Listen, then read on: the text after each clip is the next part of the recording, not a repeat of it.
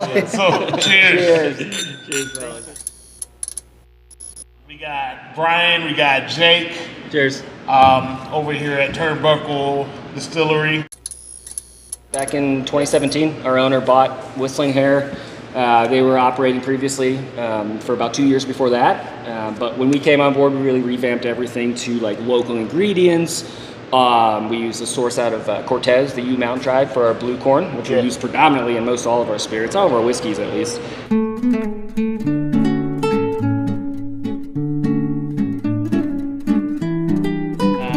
And then, over the course of the past years since 2017, we've been laying down as many barrels as we can, filling up the whole market out here, at least picking up a lot of different outlets that way, and then going through a bit of a rebrand in Turnbuckle. When I first met Brian, I'm like, what the fuck is a turnbuckle? Like, oh my God! The turnbuckle just exploded! We are building a 16,000 square foot distillery unlike anything that currently exists here in Colorado. You know, we really felt like if we were going to offer spirits, we needed to offer a place that people would really enjoy, you know, drinking those spirits. So yeah, we'll have about 4,000 square foot of distilling space, actually 3 different tasting rooms / bars. One of them is a private speakeasy, and then we'll have a full restaurant. So you know, the idea there is an open kitchen concept. We'll be doing wood-fired pizza. It's going to be bigger, destination, You know, bigger than just the spirits. Right. that's what you're talking about is a third place. And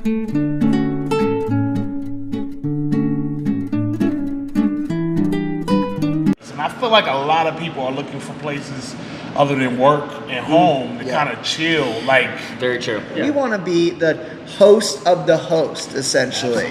you want to go straight to the game, just kind of Yeah. keep it organic. So we have categories. I got them on these little professional sheets of paper, love right? it, yeah. With no graphics. Double space. I know, right? Double space. So the first category is You So Serious.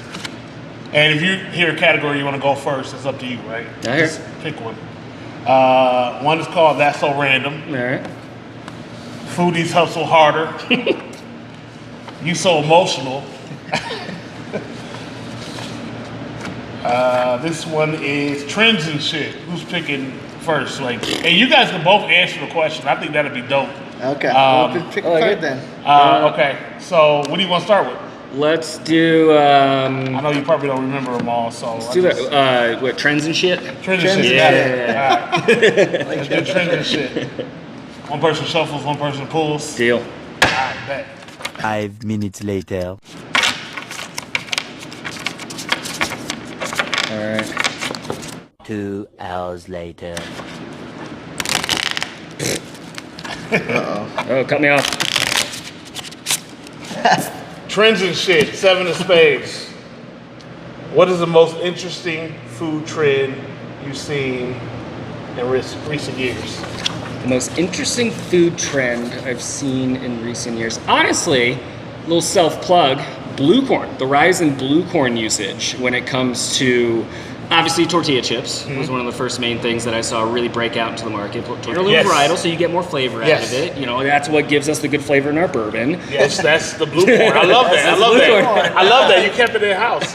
Here in Colorado, obviously, we have to use what we got, right? And it is somewhat of an ag state, but it's not like we've got the ocean and whatnot. So You met those dry storage guys. shout out Dry Storage. They're a mill in Boulder, a coffee shop and a mill.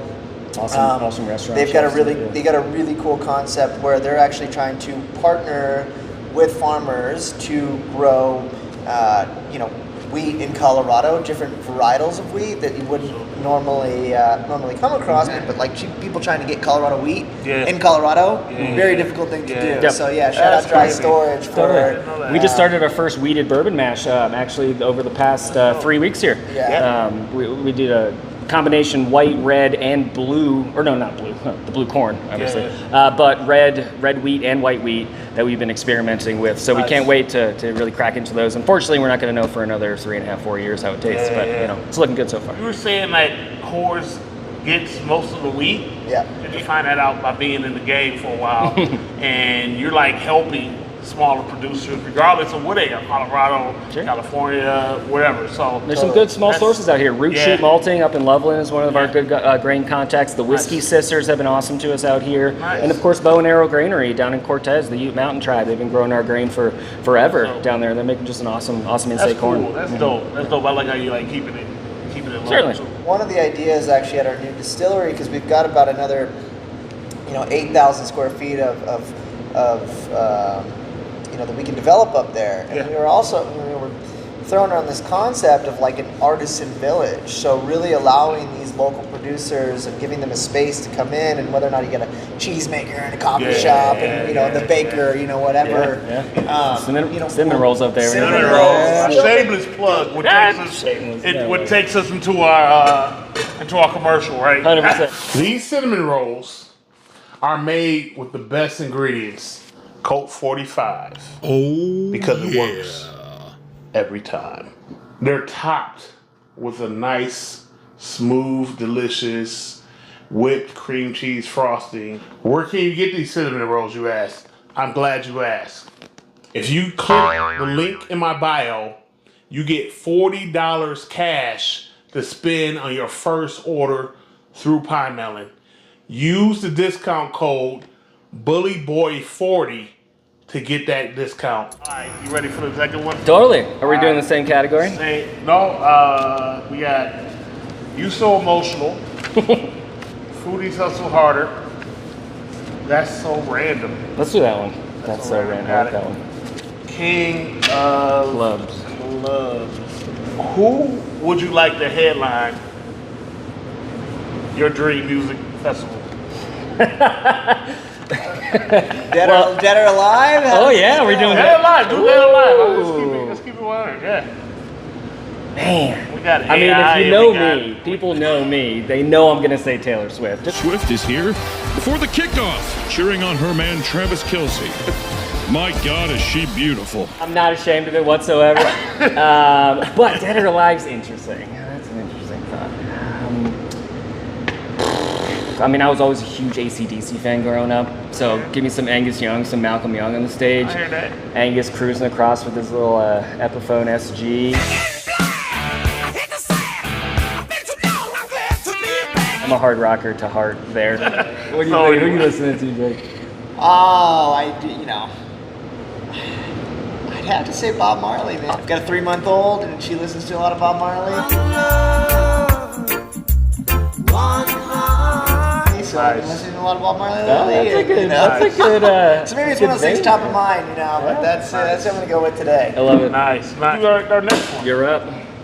2 hearts. All right, 2 hearts. So we got categories to choose from. You So Serious, The Greatest Show on Earth, Foodies Hustle Harder, You So Emotional. I want the greatest show on earth. Greatest Show on Earth. Okay, got it. Greatest Show on Earth. 12 diamonds. Fucking shot. 4 diamonds. That fucking shot.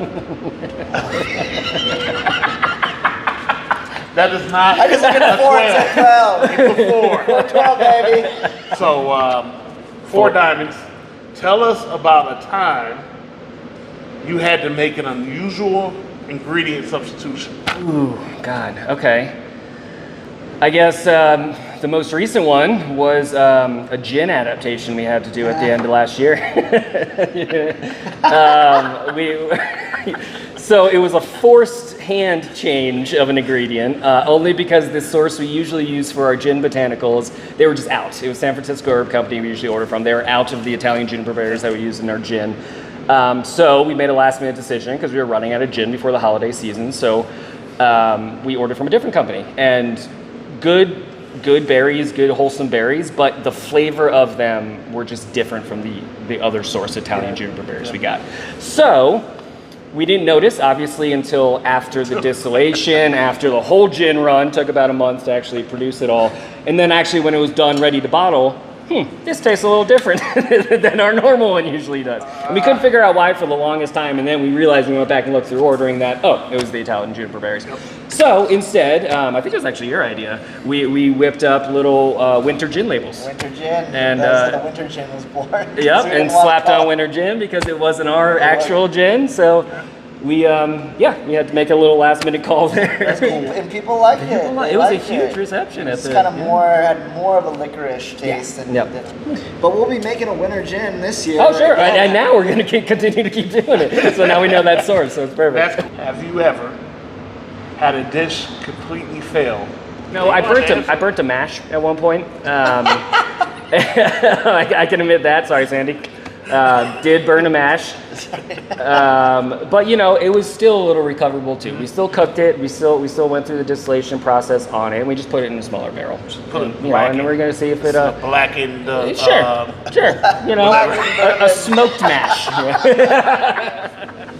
3 more categories. Can I ask you a question? Want a question from me? Yeah, man. What category you want? Let's do Foodies Hustle Harder. Yeah.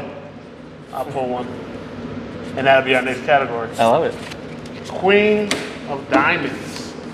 Queen of Diamonds, right there. Oof, okay. I like the improv. It's dope. What's the most challenging part of managing customer expectations? They're polar. Ah, interesting. Right? Oh, I guess for me is like being okay with like not being able to like satisfy everybody. Right. And just stay true to my core values, then my following would appreciate that. Right. And that's similar to what we do here. I mean, when I happen to bartend, I bartend occasionally, but one of the first questions I ask people when they come in is, what do you usually like to drink? We're not going to pour you something that is not up your alley on what you really do like to drink. So, you're not going to pour a vodka drink or a wine barrel aged bourbon. They're obviously not going to like that. Yes. So, like to your point, polar. Everybody's different. People have their own choices, and that's why there's so many different kinds of booze. That's why there's so many different kinds of food in general. So it's all about doing one thing, a couple things excellently. Sure. Yeah. Anyway. All right, Jay. Keep pulling. We got two. Oh yeah, two at a time. Yeah. 7 of Diamonds. 7 of Diamonds. How do you deal with the competition in the food industry? I think you got to be kind of respectful and aware of what's going on with the competition, and understand that in any business and industry you're gonna have it.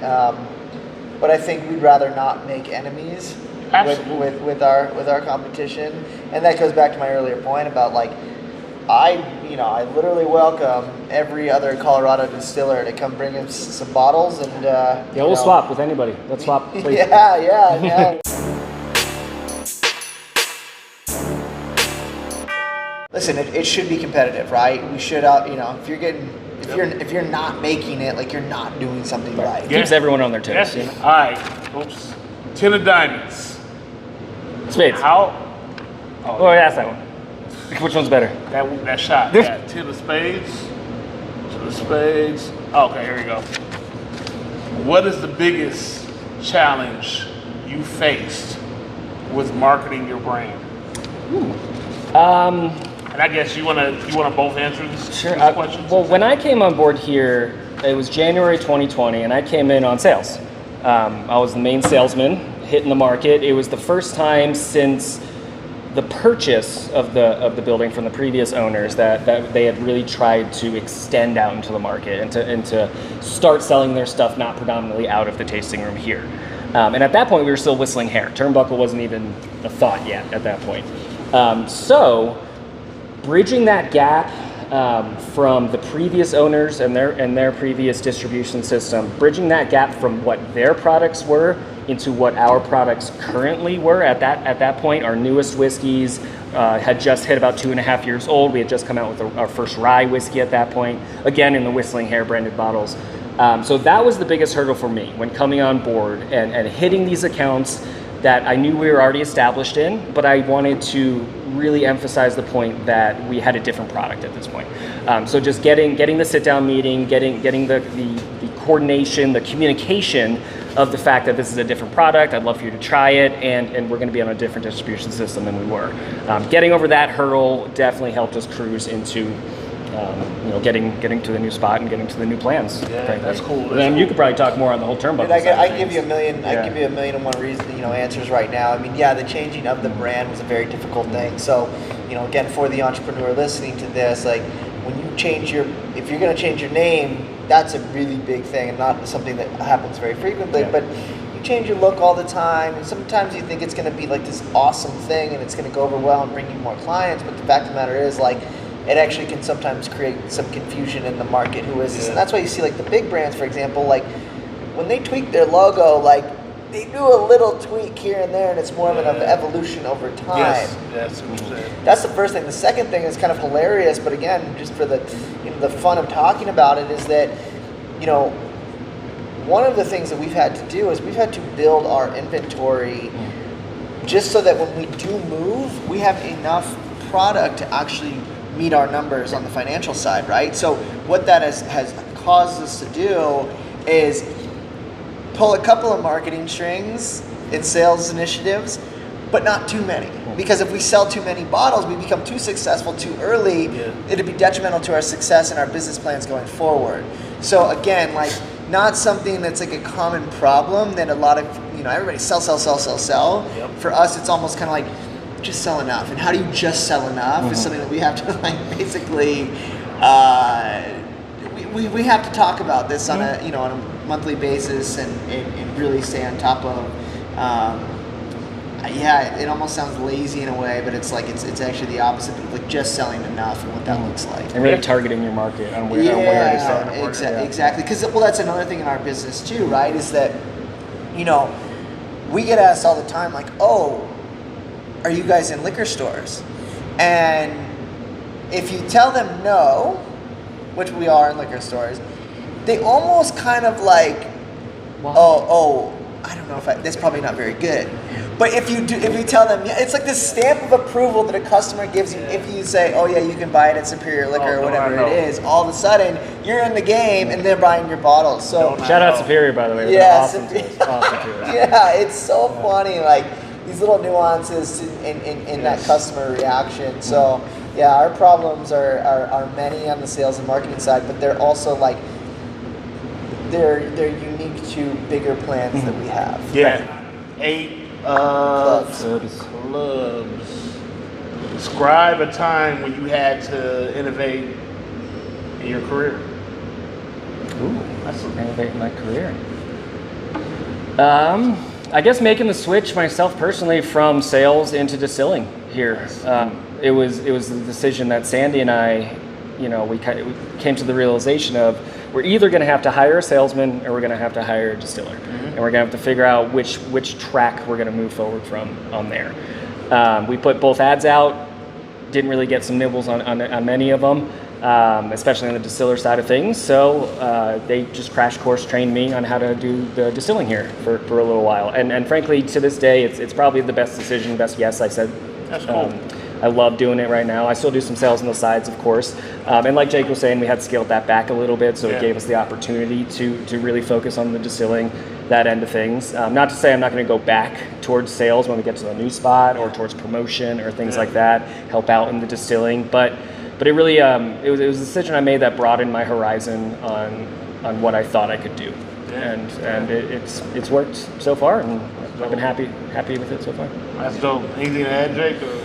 No, I mean, listen, like, you know, Brian, you know, has done a great job, and I think it's a testament sort of to, you know, it's so funny. We think about innovation in today's day and age of, like, technology, right? And, you know, artificial intelligence, all these fun things. Like, if you're not doing something that, like, looks like the Jetsons, like, it must not be innovative, right? You know what I'm saying? Like, seriously, when in all reality, like, craft, I believe it's, you know, at a local level, like you were saying earlier, like, we're innovating every single day, right? I mean, Brian's probably learned more in the last, you know, 2 years of doing distilling than his entire, you know, adult life, business life, whatever, because, you know, we're making new alcohols, we're trying new barrels, we're trying new techniques, you know, you're innovating in your own right every day. It's not to say that other people haven't done different forms or things of what we're doing, but, you know, Turnbuckle, we're going to have the equipment, you know, the people, the facility, you know, the backing. You know, we're going to be pushing the envelope on all kinds of stuff. This is a question from Diego. Diego.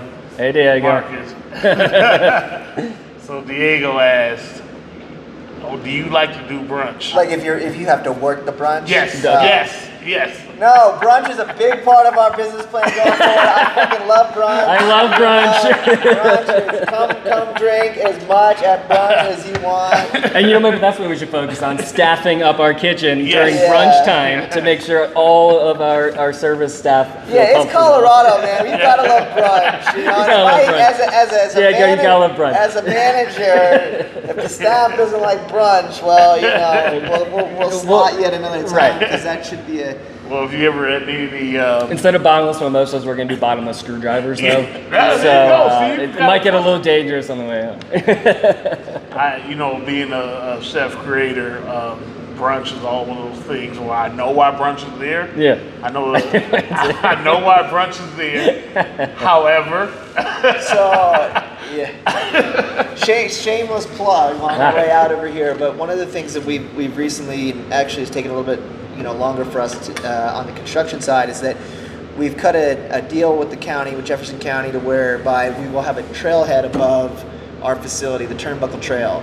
So the idea is that people come through and they do their hiking and their biking and then come down and obviously then have a good time. Hit at the our brunch facility. spot. So brunch About is 5 minutes into my hike. it'll be a big part of Right. our that's business cool. on the That's cool. weekends. It's a good time of day where, we're just coming down for the morning hikes and stuff, yeah. Exactly. That's So that's cool. we That's love cool. brunch. Looking forward to it. I appreciate Thanks, Diego. Right? Yeah, good question, Diego. Yeah. Thanks a lot, Kim. That was fun, man. Thanks, That was yeah. a lot of fun. A lot of. Brian sent me home with a bottle of their barrel-aged rum. Rum aged in bourbon barrels. And at Turnbuckle. So anyway, my reaction. So I'm going to open this bottle up. Clean my palate before I try this rum that was aged in a whiskey barrel. Shot. And cheers.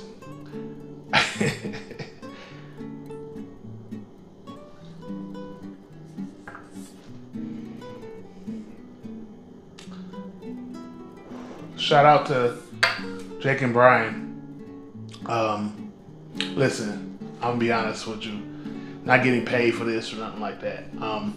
My first reaction to drinking this rum is it's very smooth and very flavorful.